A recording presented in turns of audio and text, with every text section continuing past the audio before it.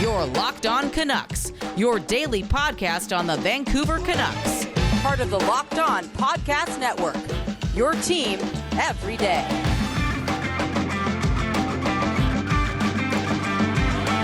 Welcome to today's episode of Locked On Canucks, part of the Locked On Podcast Network. And thank you for making Locked On Canucks your first listen of the day.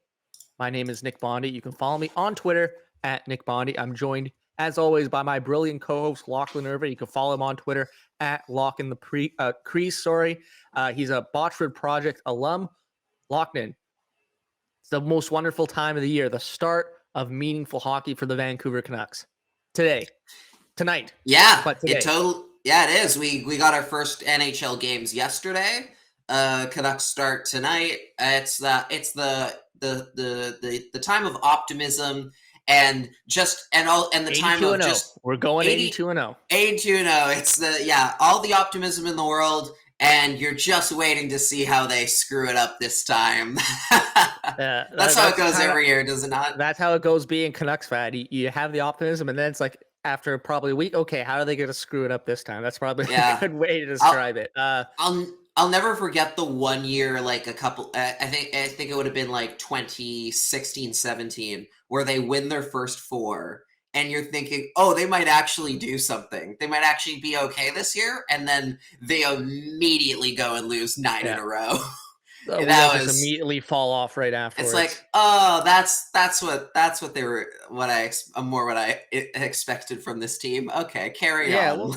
Well, hopefully that doesn't happen this year, because there's actually expectations around this team, surrounding this team and the Vancouver Canucks organization as a whole. So we'll get into that. We'll start the episode today with our Canucks specific season preview. Yesterday on our podcast, you can go listen to that to the very end. We did our NHL league-wide season previews. We got in a very spirited discussion about the New York Islanders. I was not expecting that heading into the recording that day. So I've had that twice now. I've done that twice now, where I've had spirited conversations in the last day about the Islanders. Who was the other guy? The other guy was Cody. It was Cody on my other show, the Crease Cast. You're cheating on me. You're cheating on me emotionally with Cody. You're having the exact same conversation. It is an open podcasting relationship. Yes. You knew this from the beginning. Cody's a good guy. Yeah. We'll start with our Canucks specific season preview.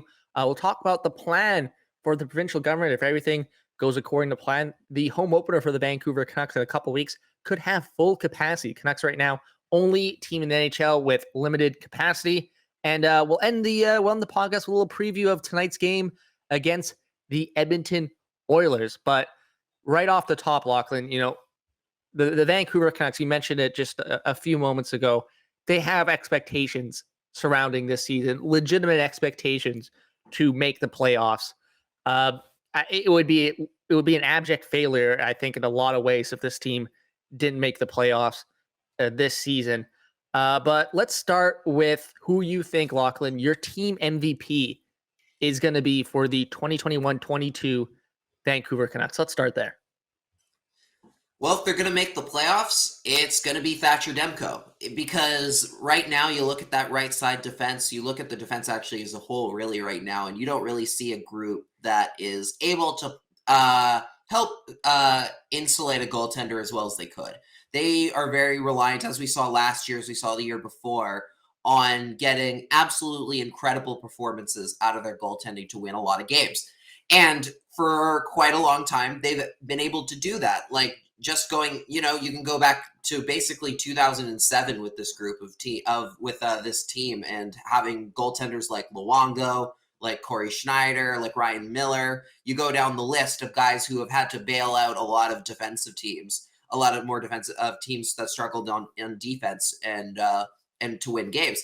And right now, this group needs it more than ever. Demko is going to be facing a lot of shots. He's going to be facing stiff competition from the rest of the NHL in terms of who is just going to pepper him with the most shots a night. And we saw last year that he's capable of doing that on a regular basis. Like, I think a lot of people, including myself, were worried that the Vegas games that he had, the incredible Vegas games that basically won him the starting job, were maybe like a flash in the pan and not enough of like a window to really show you how good he is on a regular basis. But honestly, he did that for a lot of last year. He was able to play in those heavy shot games and still come out with a lot of wins and not looking too fatigued out of it. And I think that the Canucks, if they're going to make the playoffs, it's going to be because they get that kind of goaltending from Thatcher Demko again, because boy, do they need it right now. What about you? I think my team MVP is going to have to be Elias Pettersson. You think about his last season, and it was not up to standards. Not only because, let's see, it's a down year for pretty much everyone on the Vancouver Canucks. Let's be real. But he got injured in March, and we never really saw him again. The last time we saw Elias Pettersson play a meaningful game of hockey was last March. It's been a while. So I think for Elias Pettersson this season, I think he has to step up, and I think he will, and I think he will be the best player on the Vancouver Canucks this season. They need him to be a beast on the power play again. They need him to step up on that one-timer and get a bunch of goals on the power play. Power play has to be clicking this year for this team to be good. I think he's going to have to be a beast 5-on-5, play that two-way defensive game that I think he's capable of. And I think just in general, they need Elias Pettersson to be that kind of stud number one center that we saw not only in his rookie season, but in the 1920 season in the bubble as well. Pretty much his whole career, besides most of last season, the Canadian division season. So for my choice of team MVP, it's easy. It's Elias Pettersson. If Elias Pettersson plays at a team MVP level, or just in general an MVP level, the Canucks are gonna have success this season. I don't think there's any question about it. But he has to play at MVP level. Can you do it? I think he can. Yeah, I think Pettersson is capable of it. What's nice is, for this year anyway, is that Pettersson's going to have a little bit of extra help than he had in the last few. He has Alex Chase on. That's his help. Yes, that was exactly who I was thinking of. And yeah, I think Pettersson is not going to have to carry the group as much on his shoulders this year, which is very nice for him. It might free him up to frankly make more to cause more damage. Just the fact that he's not going to have to be so. It's the offense isn't going to be so reliant on him, so it frees him up to be a little bit more comfortable with the puck and be a little bit more, a little less worried if he's a multi-point night or something. You got Connor Garland here now. You have a second year in Nils Höglander. You got Vasily Podkolzin coming in as the rookie. You have a lot more options at your disposal in terms of how to score. That is going to make Pettersson's life a lot easier, and that's a good thing. Yeah. So Lachlan, this is going to be, very specific, but who are you going to be your team leaders in goals, and who are you going to be the team leader in assists by the end of the 82 game season? I think with goals, I gotta give it to Pettersson. I think he's going to get a lot more opportunity this year, especially based on last year. Like you mentioned, power play time. I think he's coming in very hungry to prove that last year was a fluke for him, and just how rough that luck was for him.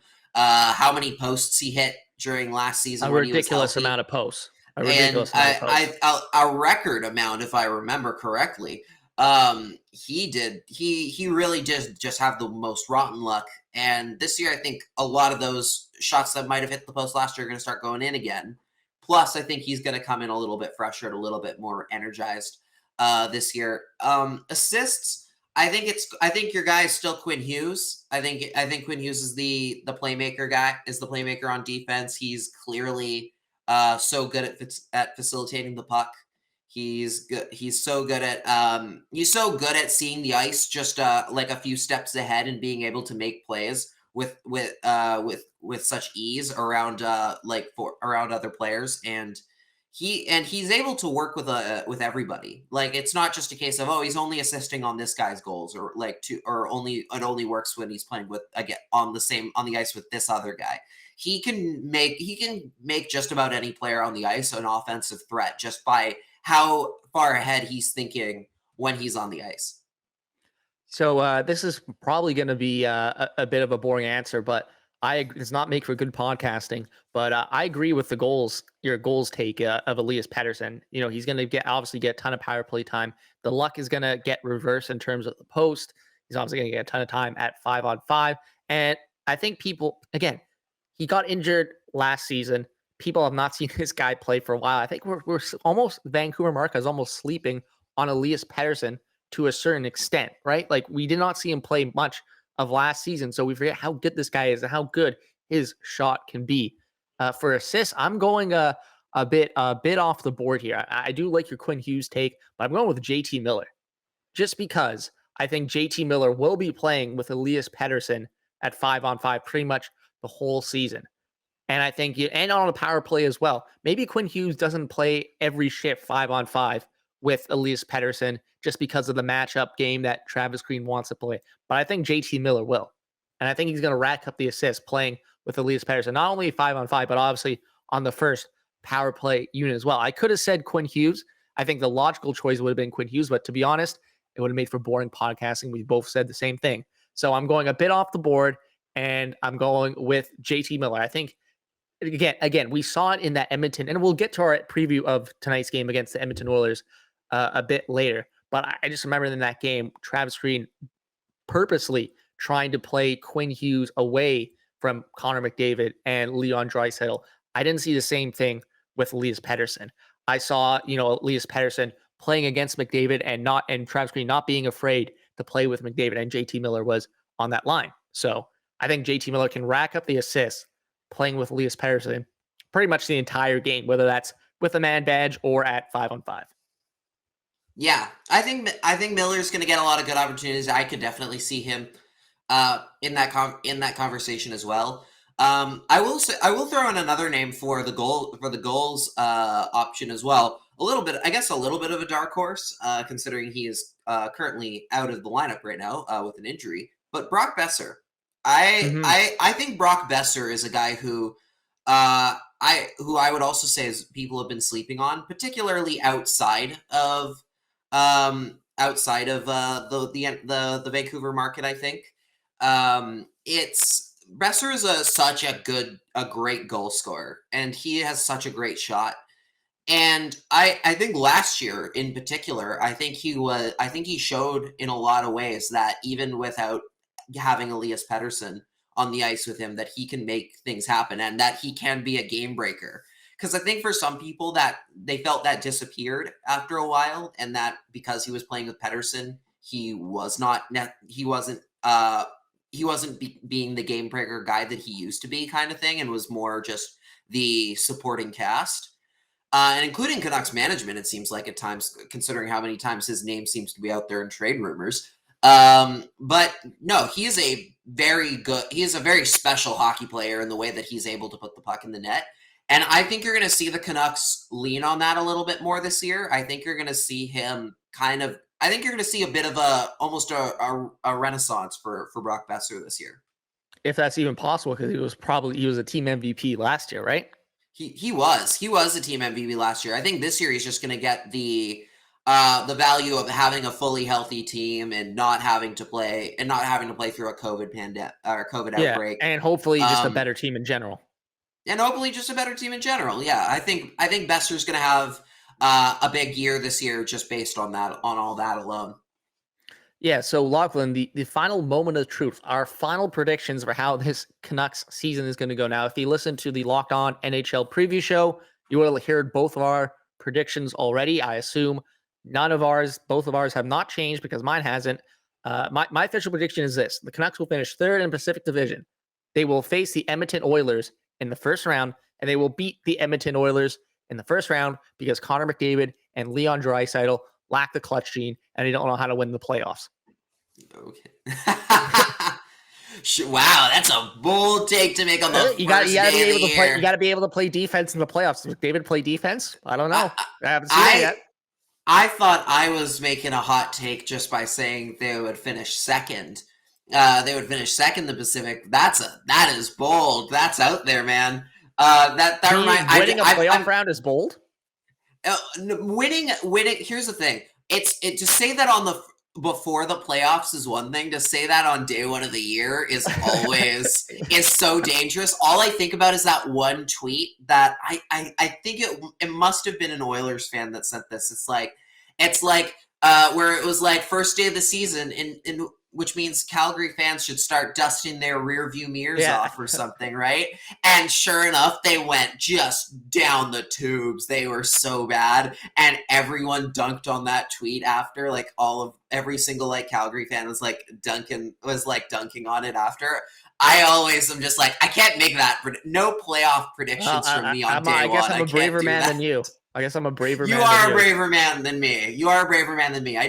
I did say last year that I thought maybe the Canucks would finish in fourth in the Pacific just so they would play Toronto and then win in the first round because that was Toronto, that was what I said too. Just all my goal is to beat Toronto in the first. I want to be the team that beats Toronto in the first round of the playoffs. It would have been very funny, and the Canucks probably would have done it because they did it after a COVID outbreak. They know how to win the playoffs. They sure seem to know how to do that. Yeah, at least which is unusual for this team.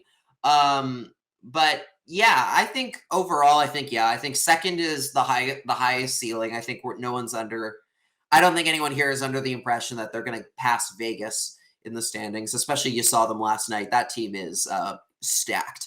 And but I do think that it's well within their sight. It's well within the realm of possibility that they can get around the Oilers. I think those two are kind of just going to be connected at the hip for a lot of the year.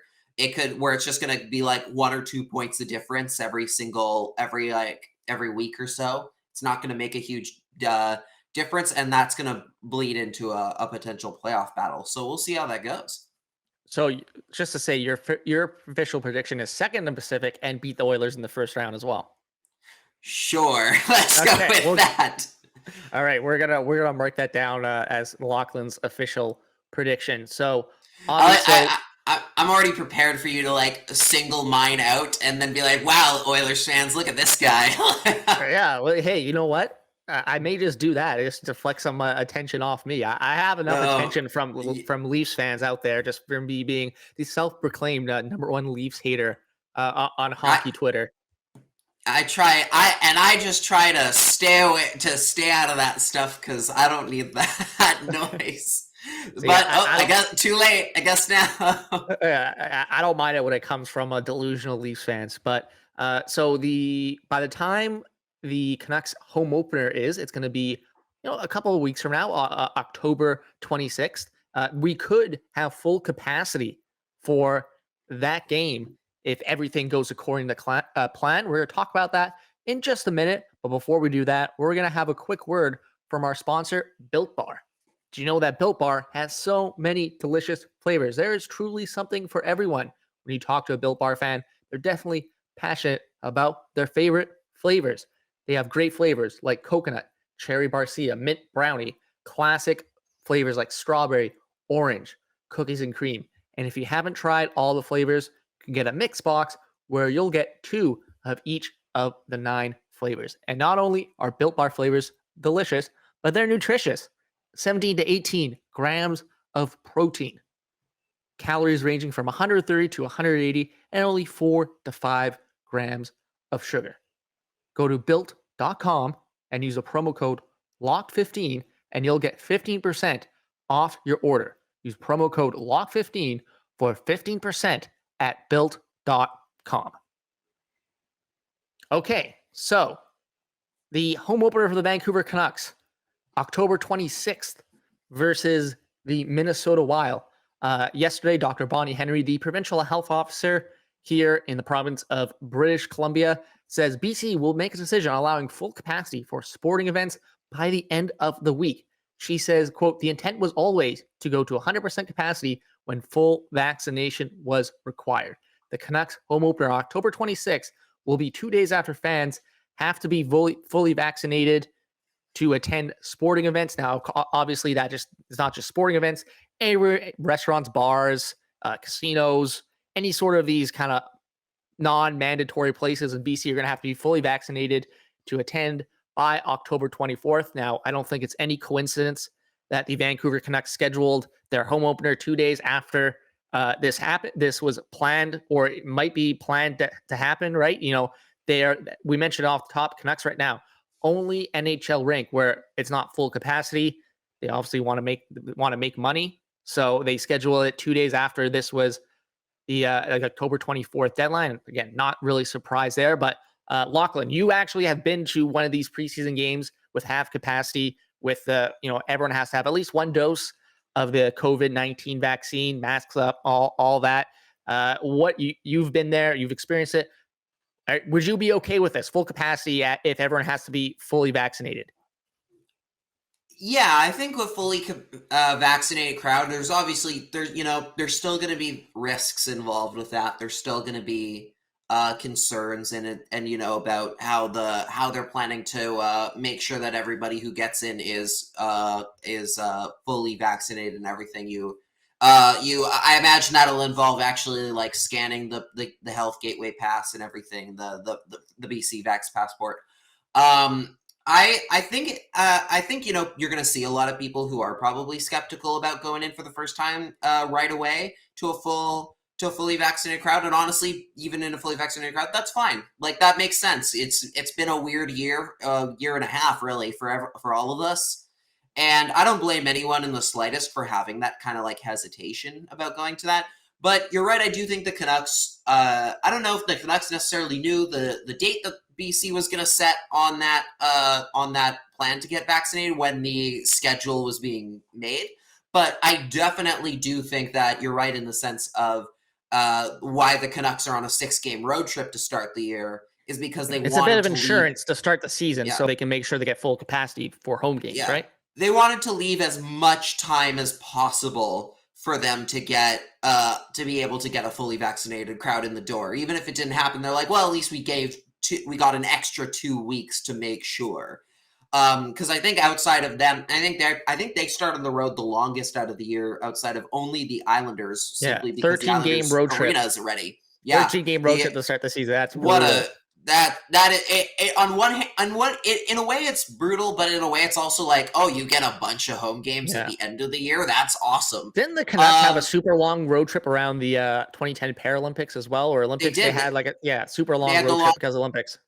Longest road trip in NHL history because it technically had to span across the Olympics to afterwards too, because they needed enough time to like take all the signage down, all the everything down, and do the arena. Put the arena back to normal.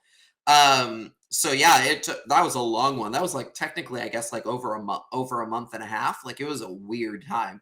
But yeah, I think it's going to take some time for people to get used to coming back to arenas again. Obviously the mask mandate is still going to be in place, so you still have to wear a mask at the games right now. And but I think, for most people, if they can go into a game knowing that everyone's 100% vaccinated, they'll feel a lot more. The mask mandate will feel like nothing, and it'll be just the fact that they can sit and watch a hockey game again, and that's going to be great for a lot of people. Yeah, I think you said perfectly.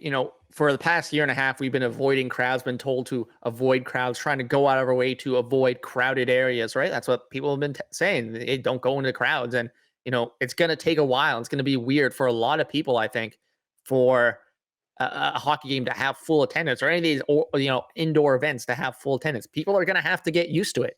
And that's okay. Some people are going to be, take a bit longer to get used to these full capacities again, right? At the same time, look, I have no problem going to a full capacity arena if I know everyone has to be fully vaccinated, right? Like, I think by the time you have the mandatory double vaccination mandate, which is going to be October 24th, so 11 days from now. Open it up. I won't go to bar. You'll be able to go to bars if you have to be fully vaccinated. Just open up capacity limits. I have no problem going to these events if I know everyone's going to be vaccinated, right? I don't think that is an issue for me personally. Again, there's going to be a few people out there who are a bit nervous, and fair enough. It's been a while since a lot of people have been in a crowded building. So it's going to take a while for those people to get adjusted, and they can take as much time as they want. For me personally, I have no problem going to a Canucks game if I know everyone's going to be fully vaccinated. Yeah, I think, and you know what? Like, there's going to be like there's still the chance you might get sick. Like, that's something we should, you should keep in mind. Sure. But eventually, there does come a point where Yeah. you have to Look, we're all get getting comfortable living COVID-19. life again. I hate to burst anyone's bubble listening to this podcast, but we're all gonna get COVID-19 at some point in our lives. So when you do, you might as well be double vaccinated so you don't end up in a hospital. Yeah, you end up asymptomatic, hopefully, yeah. And there's obviously the case of like even after the pandemic's done, there's not it could be maybe it's just you can get sick, you go to a game and maybe end up with the flu or something Yeah. like that. Like that's Who just what among us has happens not been being to a bar and then the next day you kind of have the sniffles or something like that? That's happened to or me a bunch of yeah, times. or get on an airplane. I feel like I get Yeah. sick from Especially from airplanes flying on because all an those circulated airplane more air. than flying on an airplane more than any other thing. It is yeah, so but you still have to be able to live life again and start doing things again, and sometimes it's about taking that leap back to being comfortable in those situations again. So yeah, hopefully hopefully maybe people might still take their time getting back like for the next month or so, but hopefully eventually they make their way back in this season. Yeah, and with a fully vaccinated crowd, again, I wouldn't feel anything at all in terms of trepidation or anything. If everyone's fully vaccinated, Yeah. that's fine with me, right? Personally, but again, it's going to take some people just a bit longer to get used to it. We haven't been in fully crowded buildings for a year and a half, right? It that kind of messes with some people, right? So take as much time as you want, but Yeah. I think when it is available, hey, go to the Canucks game, man. It's been a while. Yeah. Go see the Yeah, Canucks are treat going to be good this yourself. year. You've It's been the you've sport. been you've been struggling for a while. Go for it. Yeah, you know what? This has not been sponsored by Francesco Aquilini, but hey, go to a game. Go to a Canucks game. Go buy a ticket. I think this team's going to be pretty decent this year, and They're going to the be Canucks, entertaining at least. they will be at least for the most part entertaining. I think for maybe the right Yeah. reasons and for maybe Yeah. the wrong reasons. That's the Last beauty year of. last year was terrible because they were not only bad, they were also not fun to watch. They were not a Yeah, fun it team was. to watch last year. This year will be even if they lose, at least they'll be entertaining. Well, I just remember tweeting out during those weird games when they were playing at noon and like the playoffs would happen, a few hours later, where the NHL just kind of scheduled these games in to kind of hide the fact that they're still playing regular season games in the for the from the COVID-19 outbreak for the Canucks. And I just That remember was tweeting out like, terrible. why are you watching these games? I'm watching these games because I have some weird sense of moral obligation because I'm a podcaster and I feel like I have to know what I'm talking about. If I didn't have a Yeah. podcast, I would not have watched those games at all. I would have gone out, enjoyed the sunshine. It was May. It was God. nice.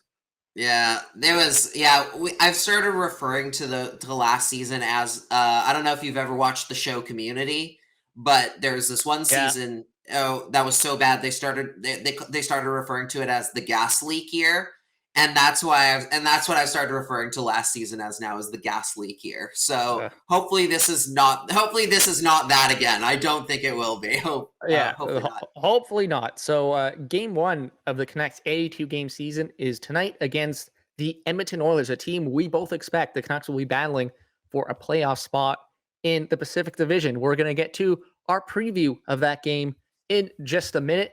But first, a word from our sponsor, BetOnline.ag.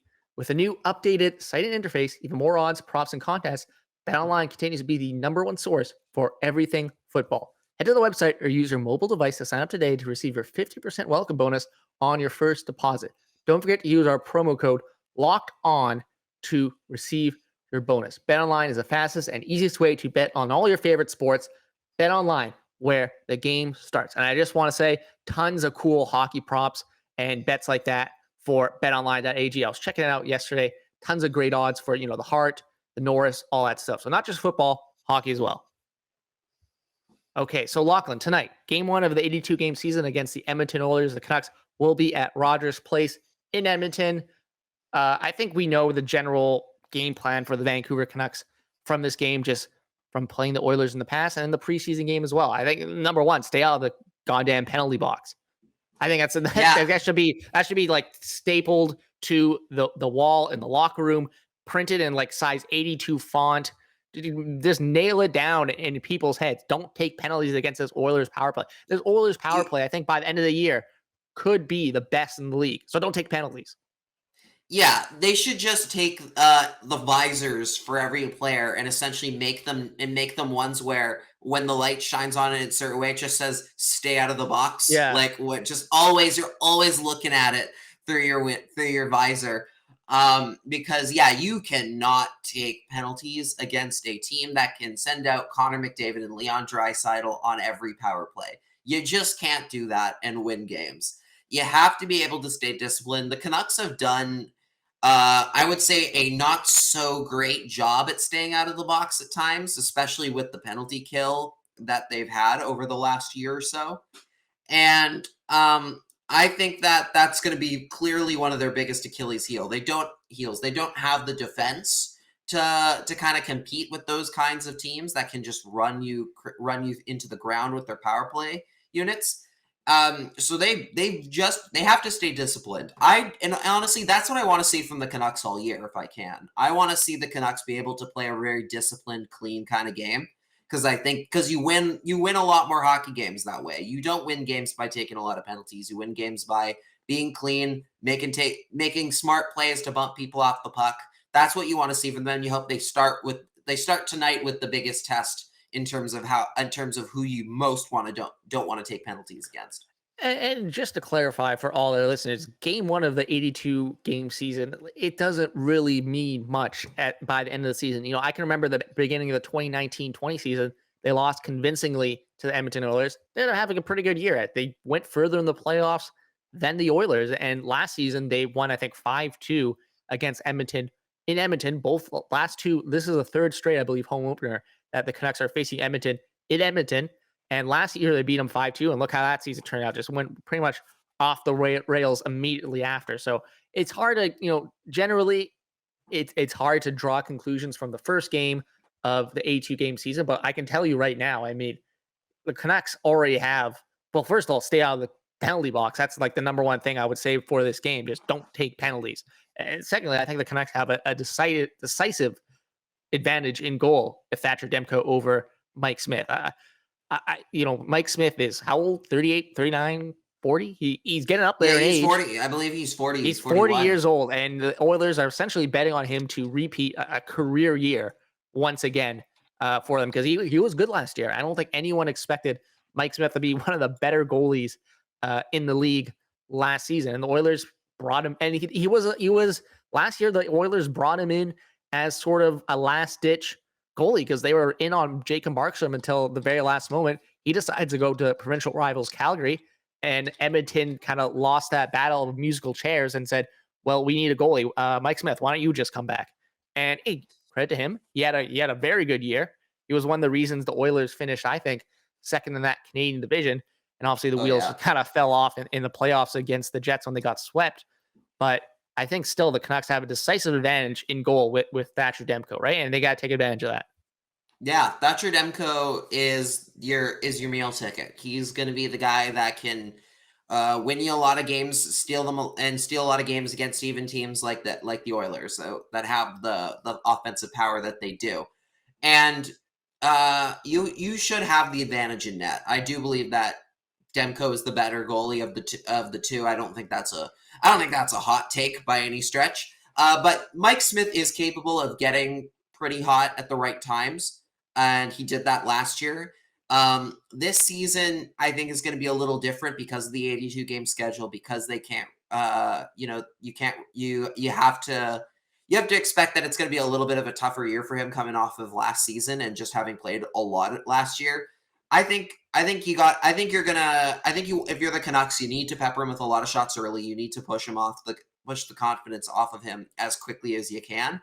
And I think this is an Oilers team that's coming in a little fragile after last year, just like in that mentality of and the fans as well, considering they didn't get to see any of those games live. Yeah. They just saw their team get swept. It's a situation where the Oilers, it doesn't really matter what they do in the regular season. It's going to be based off what they do in the playoffs, right? I think we all expect them to be a playoff team with McDavid and Draisaitl, but they're playing 82 games to see where they end up in the playoffs, and then their season actually starts, right? It can be tough to get motivated for every single game when that's the case, right?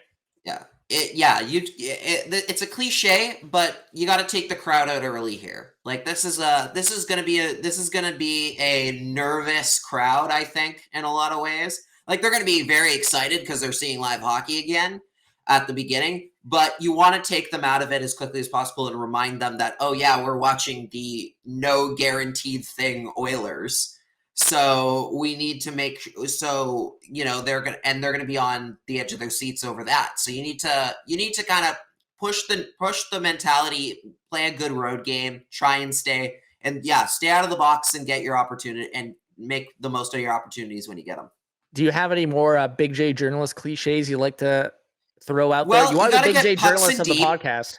Yeah, you got to get pucks in deep. 110%. I want to see 110, not 109. I want to see 110.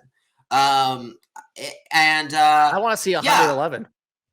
111. Wow, that's bold. That's bold. That's a tough ask. Have you considered coaching? Have you considered? Have you ever considered a career in coaching? I like your note here, Lachlan. Oilers gonna oil. That's always a good thing when you're Edmonton Oilers. Yes, you saw it last year where, there were times where it's like, oh, the Oilers should win this game and they should just walk right over you. And then all of a sudden, Mikko Koskinen lets in 4 goals on 4 shots. And it's like, oh, right, this is Edmonton. And again, the Oilers are much better than they let themselves on to be. And sometimes they get away with losing games that they really shouldn't. And frankly, the Canucks shouldn't be so easily in a lot of these games, but that's also because the Canucks play a really tough game and they don't really back down from opponents too often. So you want to see them take advantage of of this group and the fact that the Oilers might take them a little lightly after playing them so many times. And also Rogers Place is basically your second home arena in the last year and a half. So, you should know this rink pretty well and how the ice goes and how the boards work. So you can get a lot more opportunities in this game if you're Vancouver than you might believe. Plus, the Oilers kind of have their version of the OEL Myers pairing in Duncan Keith and Cody Ceci, right? Like a kind of questionable second pairing, I would say. Is that actually their pairing that they went with? I'm pretty sure they were rocking that in the preseason. Duncan Keith and Cody Ceci. Oh, good. I love that. Yeah. We love to see it. I'm sure McDavid is licking his lips at OEL Myers at 5-on-5 if they ever play each other. Oh, I'm sure. It'll be interesting to see how well OEL can keep up with McDavid. If that is even possible for him anymore. He used to be, because he used to be OEL used to be a very quick defenseman. Not so much anymore, but it's not entirely possible that he's going to be completely left in the dust. So I would like to see what he can do against McDavid, and probably getting some hard matchups against him for a lot of tonight's game. And yeah, I'm looking at dailyfaceoff.com right now. You are right. It says Duncan Keith and Cody Ceci on pairing number 2. If I'm Travis Green, that seems like a great time to send the lotto line over the boards when you can, if you see that group there, because they might feast on them. The lotto line with Alex Chason, that's going to be the line tonight, probably. Oh, right? Yeah. This is the other big question. Is Alex Chason gonna Toffoli the Oilers here? Is he gonna go in and just score a hat trick in his first game? That's a good question. I hope so. I would hope so too, because then maybe we could stop calling it a Toffoli and then calling it a Chason instead. Yeah, exactly. Maybe, you know what? I'll settle for even the game winner against the Oilers tonight. I'll settle for a goal, a point even from him. And you know what? And finally, Lachlan, you bring up a good point. I'm interested to see the newcomers for this team, right? You mentioned Alex Chason just signed yesterday from his PTO with the Canucks. You mentioned OEL, Connor Garland, another guy I'm interested to see. Vasily Podkolzin, any of the new guys. I'm just interested to see how they play in their first meaningful game for the Vancouver Canucks, right? Yeah, you got Juho Lammikko probably coming into the lineup today. Fourth line center, yep, most likely today. And obviously Podkolzin is going to be the big one. Although, today especially, he's playing right now. They have him penciled in on the fourth line. So clearly they're not planning to use him right away in a very offensive position. Well, he didn't have a great preseason, right? Maybe on the power play. Maybe he had an okay. He got better. He got much better as he went along. He just needs a little extra time to kind of get used to the NHL game. And this is really his first time playing in a proper NHL game. So and that makes a huge difference. I think Podkolzin is going to handle himself pretty well. I think this is a good place to start him right away. It's no pressure. You don't need to pressure him to be amazing right out of the gate. So there's no need to rush him into that kind of a position, and he'll probably still get power play time. So he'll still get his opportunities. They'll just come at different points. Yeah, a lot of questions heading into this season, and tonight's game against the Edmonton Oilers. Of course, puck drop is 7:00 local time here in Vancouver, and we'll be back tomorrow to break down all the big talking points from tonight's game against the Edmonton Oilers, because I'm sure there's going to be plenty. It's usually how it works with the Vancouver Canucks. But that has it for today's episode of Locked On Canucks, part of the Locked On Podcast Network. Thank you for making Locked On Canucks your first listen of the day. Don't forget to subscribe to our YouTube channel. We have full video episodes of every episode daily on our YouTube channel, so don't forget to subscribe. And make sure your second listen of the day is Locked On Fantasy Hockey. Host Scott Cullen leans on his decades of fantasy hockey insight and experience every day to help you be the expert of your fantasy league. It's free and available on all platforms. See you tomorrow.